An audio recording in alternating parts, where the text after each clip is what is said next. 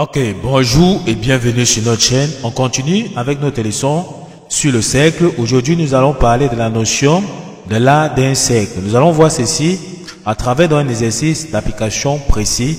Donc, restez jusqu'à la fin de la vidéo parce que nous allons essayer d'expliquer ceci de la manière la plus simple possible. Exercice.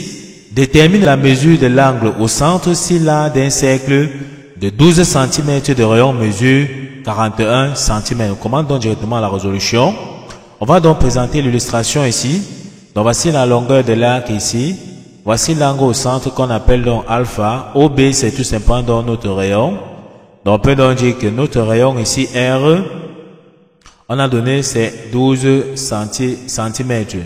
On a donné la longueur de l'arc AB ici 41 cm. Donc le problème c'est de trouver donc la mesure de l'angle au centre alpha.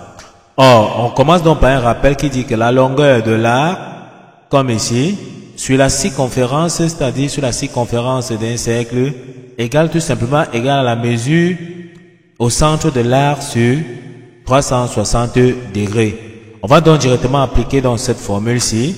La longueur de notre arc, c'est tout simplement 41 cm sur la circonférence d'un cercle, c'est 2π multiplié tout simplement donc par le rayon. Ceci sera donc égal à la mesure au centre que nous avons appelé tout simplement donc alpha sur 360 degrés.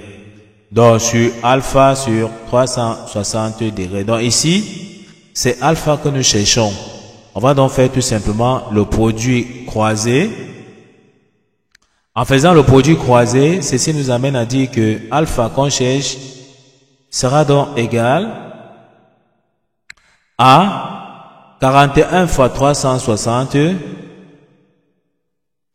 divisé donc par 2π multiplié donc par le rayon. Or, on nous a donné la valeur du rayon, 12 cm.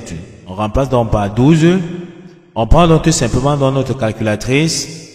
En tapant sur la calculatrice, le résultat nous donne 195,85 degrés.